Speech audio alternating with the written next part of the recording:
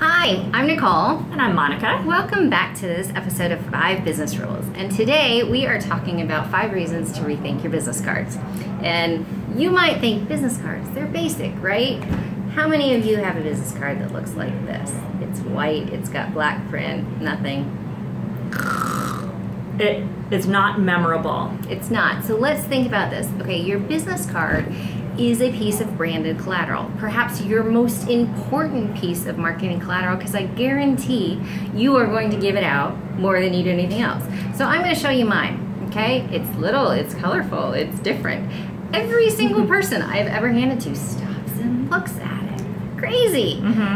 Yeah, and you know what I love about this too? It's a gray background. It's not a white background. And it's very easy to read all of your information on it.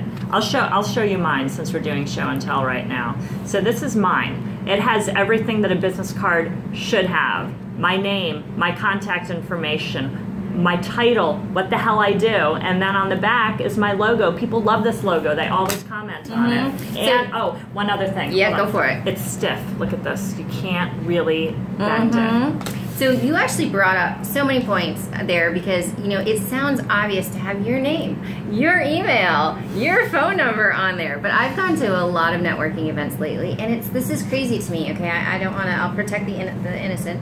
But this whole thing, and her name isn't on there, okay? How can you not have a name on it when it's 3 times the size of a regular business card? This one, it's beautiful. No email address, right? There's people who don't have phone numbers, they don't have things. The other thing, and when you're saying email address, make it a branded email. This person, okay, this is very nice, but then I see a Gmail address on there, and I go, don't you take your company seriously? Do you not, like, are you really legit? Do you have there with that? But if it's got a Gmail address as your main business email, that kind of gives me an icky feeling. Yeah, why are you using what's really for personal email for your business? Well, and here's a funny one here too. Okay, this one, I don't know if you can see, it's got stuff scratched out and then written in, and it's got an MSN email wrapped up. So are you still with the company, or is this just something random? You know, there's just, don't scratch it out. Don't make it messy. If your information changes, get it reprinted. They're not that expensive. No, you can do it online really quickly. It's probably one of the best investments you can actually make, especially as a small business owner. It's true. So now I'm gonna, this very nice person, it's actually a beautiful business card, even though it's white, it's simple, it's seen, it's got silver, it's shiny, but it's a strategy company and it has her name.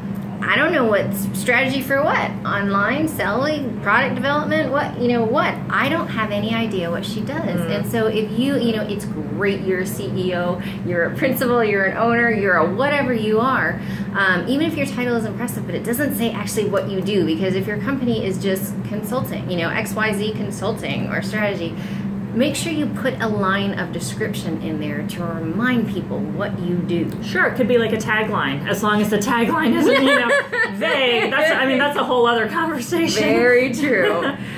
So final thing in there is, because again, we're saying this is such an important piece of collateral, use professionals for it. Have somebody help you design it. Don't print it on the print at home things. I know we all have those, you know, those quick things, but the edges, right?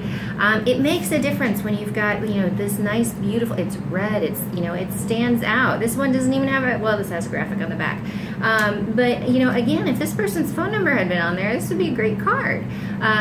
Something that, don't put anything pixelated, don't put anything weird, get some help so that you can really brand your company from the start. Yeah, again, I mean, this is a lot of times, this is the first impression people are going to have of you because they're meeting you at a networking event. After they meet you, they're going to go to your website and look at you online. Depending on the impression you made. Depending on the impression you make, you know, absolutely. Here, this one doesn't have a website. This doesn't say anything of what she does, and so I don't know if I'm going to put in the time to figure out, because I can't even find any more about this person because there's no website. You're not going to put in the effort. You're not. So business cards, they might be old school, but they're still pretty important. So make sure yours are up to snuff. If you have questions or you need ideas, don't forget, my name's Nicole Krug. I am the digital strategist at Socialite. And I'm Monica Jansen, head kick-ass copywriter and strategist at Jansen Communications. And you can reach out to us anytime for help, or you just make sure to hit that subscribe button so that you get our next tips. Fabulous. Bye.